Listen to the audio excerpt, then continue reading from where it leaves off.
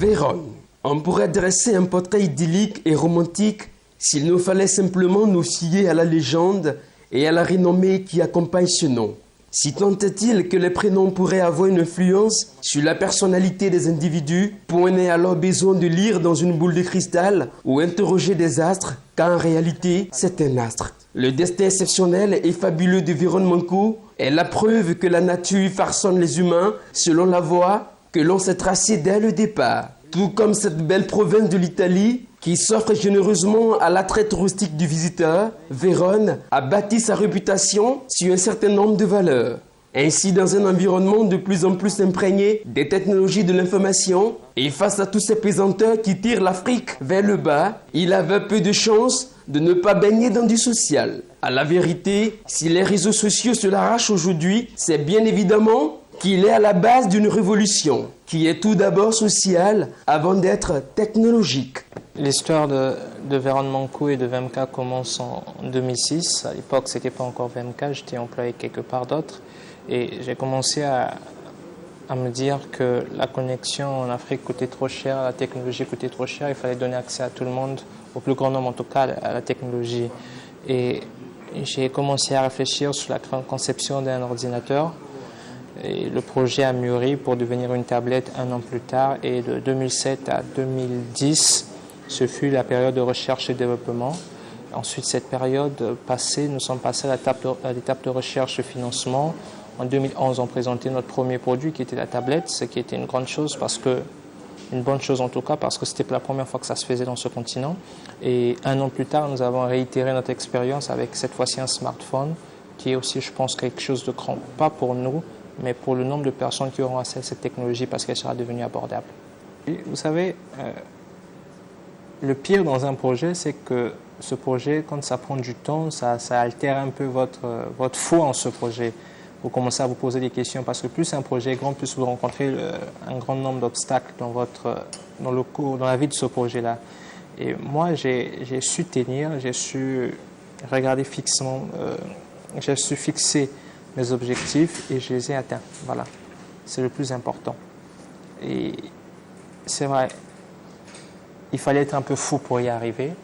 Et de toute façon, il y en a qui disent que ceux qui sont assez fous pour croire en leurs rêves réussissent à les réaliser. Et moi, j'étais assez fou pour croire que je pouvais créer une tablette, à concevoir en tout cas. On s'est dit qu'il fallait donner la technologie à tout le monde. Il fallait que tout le monde puisse avoir accès à la technologie. Nous avons commencé avec la tablette. Mais je ne considère pas que donner la technologie à tout le monde, ça s'arrêtait à concevoir une tablette. Il y a beaucoup de façons de transmettre cette technologie-là. Et un smartphone était quelque chose qui doit rentrer dans le quotidien des Africains. On l'a déjà réussi avec le téléphone et le smartphone, c'est juste ces fonctionnalités qu'on a ajoutées encore au téléphone pour permettre à tout un chacun d'avoir une vie assez facile et assez ouverte au monde. Et nous, on s'est dit que la technologie passait aussi par le smartphone et nous avons décidé de travailler sur un smartphone. La tablette n'aurait connu ou pas un succès, mais nous aurions quand même travaillé sur un smartphone parce que ça constituait pour nous un défi. Si ce défi semble lui avoir permis de concrétiser ses ambitions et celles de tout un continent longtemps banni de la civilisation du savoir, les innovations apportées par ce natif de Brazzaville au Congo dans l'univers des TIC semblent avoir repositionné l'Afrique dans le concert des nations. Du travail, de l'acharnement, mais surtout de l'audace, qui ont fini par faire de son histoire une aventure unique, parfois épique, mais toujours stimulante. Nous avons eu, bien entendu, beaucoup de difficultés. Et la plus grande, certainement, c'est la recherche financement. Vous savez, on a grandi à l'école, on nous disait toujours que l'idée commence d'abord, après le financement, on le trouve après. Chez moi, j'ai eu l'idée, mais le financement, j'ai vraiment peiné pour le trouver. Et la recherche de financement, les problèmes de financement ne peuvent pas écarter les autres problèmes tout aussi importants. Je prends le cadre de la recherche, à partir de recherche et développement. Vous savez, les tablettes, c'est quelque chose qu'on n'avait pas l'habitude de voir en Afrique. Et quand on voulait se former sur cela, on s'est rendu compte qu'il fallait beaucoup de recherche, il fallait beaucoup de formation, il fallait beaucoup de connaissances. Et malheureusement, pour nous, les pays francophones, d'abord, on n'a pas beaucoup de librairies, de bibliothèques où on peut s'approvisionner en livres comme on le souhaiterait. Du coup, j'ai dû beaucoup voyager pour aller d'abord rechercher le contenu, rechercher la connaissance, et ensuite c'était la phase de recherche et financement. En gros, c'est cette difficulté d'avoir des cycles qui nous permettraient ici en Afrique francophone, en tout cas chez moi au Congo, pour pouvoir accélérer ce projet et ensuite le financement. La vie d'un produit, il y a plusieurs étapes. On a le prototypage, on a d'abord la recherche et le développement, le prototypage et puis la production. Pour le cas de la recherche et du développement, je n'ai eu aucun soutien. Pour le cas du prototypage aussi, je n'ai pas eu de soutien. Ça, c'est un fait. Ce n'est que dans la partie de la recherche, dans la production, la recherche et financement, pour la production que j'ai eu un soutien qui est un soutien de taille, parce que c'est l'État congolais qui a mis de l'argent dans la poche pour pouvoir m'aider sur ce projet-là. Mais vous savez, quand on s'illustre dans un projet où on ne vous attend pas, où on se dit que nous, on est zéro dedans, difficile de fédérer les gens autour de vous. On a cherché le financement, c'était assez frustrant parce que tout était là, mais c'était le financement qui manquait. Absence de moyens financiers ou manque de volonté pour investir dans un secteur qui tranche avec les besoins primaires de la population urbaine et rurale africaine. L'État congolais a flairé le bon coup de Mankou et y a injecté des capitaux. Mais combien de pays africains ont compris que la technologie a des solutions pour booster l'économie de l'Afrique? Généralement, même partout en Afrique, on se dit que les gouvernants ou les gouvernements n'investissent pas trop dans les projets jeunes. Mais l'exemple est que la tablette a pu arriver sur le marché via l'aide d'un gouvernement.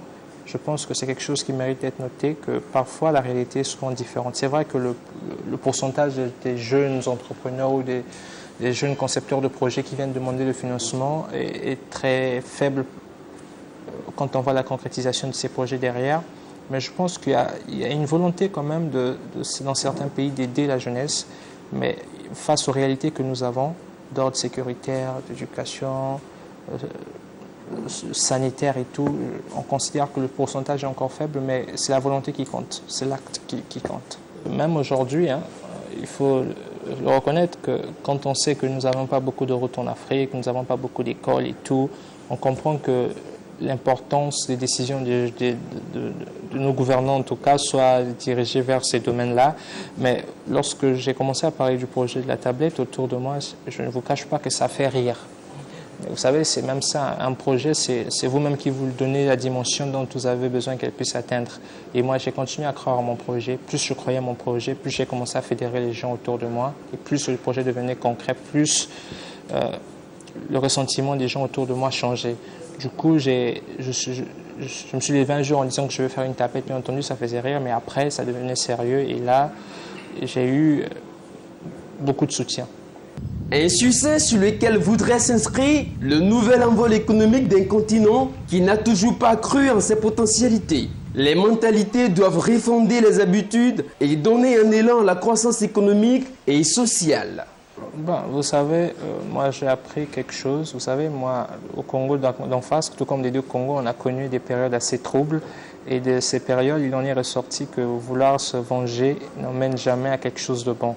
Donc on ne peut pas parler de sentiment de revanche. Non, moi je dois plutôt parler d'appartenance. Aujourd'hui, nous sommes dans un monde où tout va vite, où la technologie, on voit les entreprises qui sont en train de s'illustrer dessus un peu partout. Et on doit s'approprier ces technologies-là. Et si on ne le fait pas, d'autres le feront pour nous. Moi, je me suis dit, si il faut attendre que les autres commencent toujours par faire pour que nous, on puisse suivre, ce n'est pas une bonne façon d'avancer. Moi, j'ai décidé de faire quelque chose qui était assez délicat à l'époque, mais je pense assez crédible pour l'Afrique. Alors, la RDC a beaucoup de richesses, c'est vrai. Il y a beaucoup de composants. Il y a beaucoup de richesses de son sol qui, une fois transformé, se retrouvent dans nos produits. Mais le problème est que, comme pour la plupart des pays africains, nous avons de la richesse, mais nous savons extraire cette richesse, mais nous ne savons pas la transformer sur place. Ce qui fait que les composants que nous utilisons dans nos produits sont pour la plupart un grain d'Afrique dedans, mais la transformation ne se fait jamais sur place.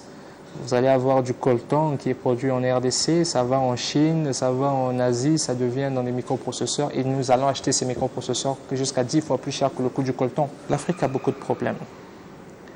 Et Le problème de l'Afrique, c'est qu'on n'a pas un problème où il y a une solution générale.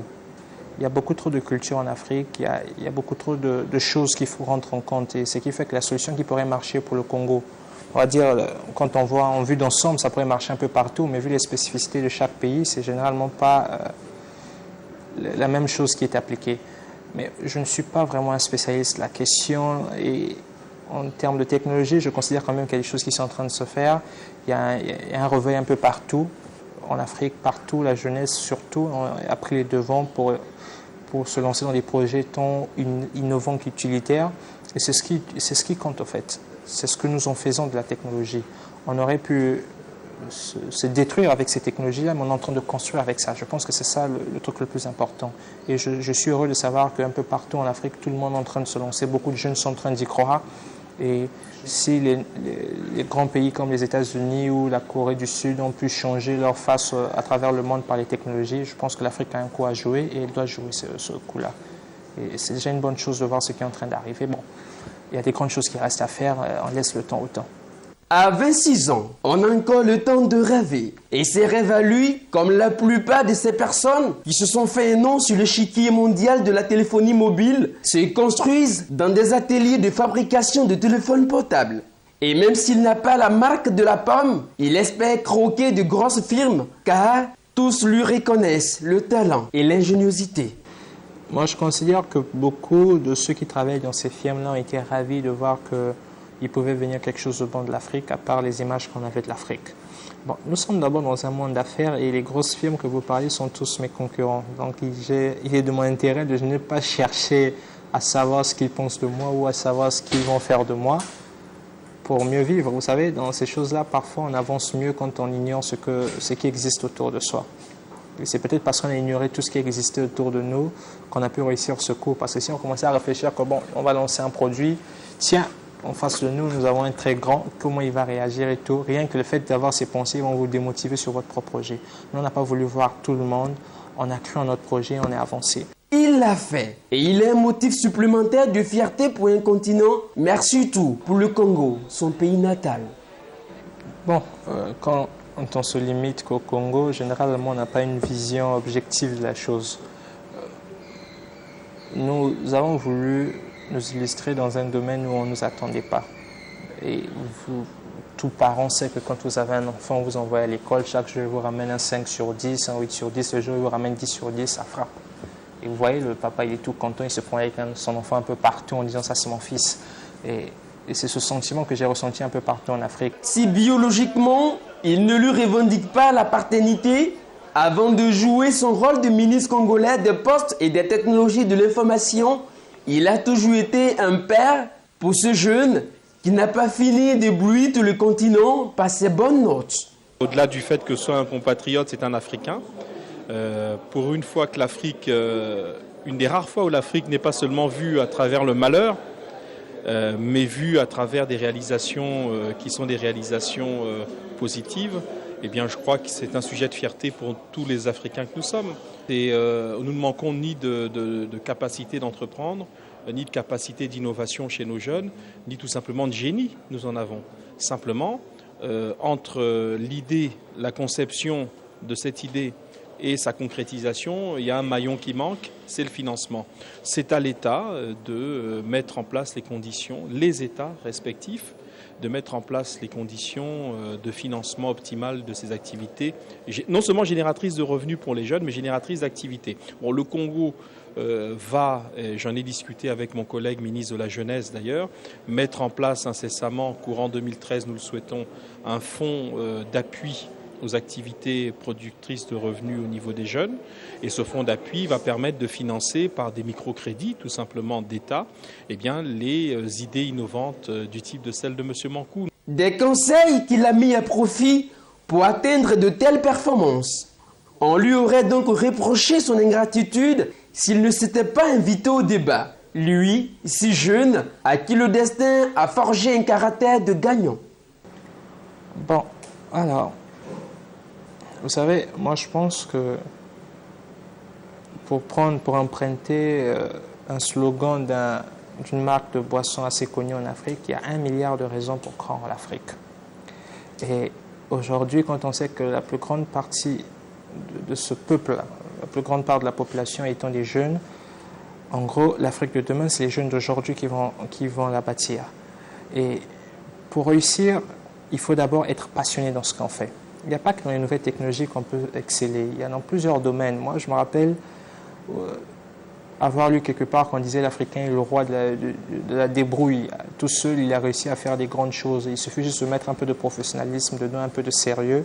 Vous verrez que ce qu'on appelait à l'époque débrouillardise, ça va s'appeler professionnalisme. Et donc, je dirais aux jeunes d'être passionnés, d'avoir de la passion pour ce qu'ils font, d'être un peu fou, parce que cette folie va vous permettre de faire des grandes choses. Je suppose qu'à l'époque, il y a quelques décennies ou quelques années avant moi, le type qui avait dit qu'on va faire voler les hommes dans un avion, je sais pas, dans quelque chose comme ça, tout le monde l'a pris pour un fou. S'il s'était arrêté par le ressentiment que les gens avaient pour son projet, il ne serait pas allé loin. Mais parce qu'il y a cru, il a commencé à travailler dessus et d'autres ont suivi ce qu'il a fait. Et aujourd'hui, moi, je quitte Brazzaville à 10 heures, j'arrive en Côte d'Ivoire quelques heures plus tard. À l'époque, il fallait marcher ou passer par la mer. En gros, il faut être fou, il faut être passionné, il faut croire en ce qu'on fait. Moi, je pense que c'est la plus grande chose, croire en ce qu'on fait. Aujourd'hui, il espère créer des emplois et permettre à ces jeunes de s'insérer dans le tissu économique de leur pays à travers des contrats de vente des produits estampillés VMK. En attendant, il continue de peaufiner sa stratégie de vente. Nous sommes en train de travailler pour l'ouverture d'une filiale en Côte d'Ivoire qui va se faire dans quelques jours, sinon dans quelques semaines. Et je pense que c'est déjà un point. C'est déjà un point. Oui, nous avons un grand plan d'expansion un peu partout parce que nous voulons que les produits VMK puissent être disponibles partout en Afrique. Il y a une stratégie qui est en cours d'établissement et en tout cas, dans les jours qui vont suivre, les semaines qui vont suivre, on en saura un peu plus sur cette technologie, sur cette politique commerciale que nous avons instaurée. Mais je pense qu'aujourd'hui, le but pour nous, c'est de donner accès à la technologie au plus grand nombre. Et nous n'allons pas nous arrêter tant que tout le monde n'aura pas accès à la technologie. Voilà. Et quelle que soit la stratégie commerciale que nous allons choisir, on choisira celle qui est la plus proche de nos usagers. Cette stratégie a été dévoilée en présence des ministres ivoiriens et congolais des TIC lors de la 8e édition des Africa Telecom People tenue à Abidjan les 3 et 4 octobre 2012 à l'hôtel Ivoire d'Abidjan Cocody. Ça va très bien. Excellence, bienvenue chez vous. On est chez nous ici, VMK, comme vous le savez, nous avons une tablette qui est sur le marché depuis janvier. Nous avons un smartphone qui va être sur le marché en fin octobre. Et le smartphone sera disponible au Congo-Brazzaville le même jour qu'à Abidjan. Et nous espérons que nous allons faire les lancements aux deux moments. Nous avons d'autres projets en cours, mais ceux-ci sont nos seuls produits qui ont fait beaucoup d'écho ces derniers temps-ci, ce qui est une bonne chose pour nous. Mais nous espérons pour entrer dans le marché ivoirien avoir le soutien du ministère, car si nous avons réussi à faire des prix attractifs au Congo parce qu'on a eu des facilités d'ordre douanière et de plusieurs sortes au Congo pour avoir ces téléphones à ces prix-là, et nous espérons réitérer l'expérience en Côte d'Ivoire qui est, comme vous avez su le dire, un pays frère. Alors, la tablette est vendue aujourd'hui à combien? Ici, oui. C'est vendu à 150 000 francs, oui, et le smartphone sera vendu à 85 000 francs. Nous passerons auprès de votre cabinet vous remettre votre smartphone. Et comment réagissent les Ivoiriens? Ils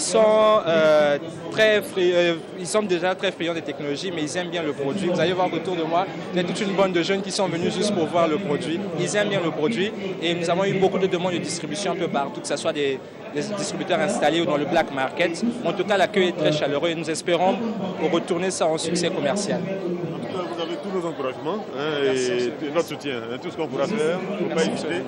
On est à votre disposition. Merci. Bravo, Véron. Moi, je pense qu'en matière de technologie, l'Afrique est encore en train de dormir. Mais le réveil est proche parce qu'on va dire que c'est un sommeil de 4 heures, 5 heures.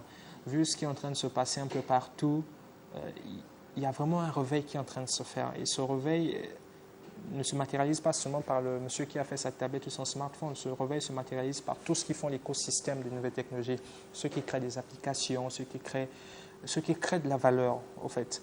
Et je sais que d'ici quelques années, au plus dans 10 ans, on aurait rattrapé, ou en tout cas on aurait vraiment rattrapé un grand retard qu'on avait accumulé. Et c'est un fait.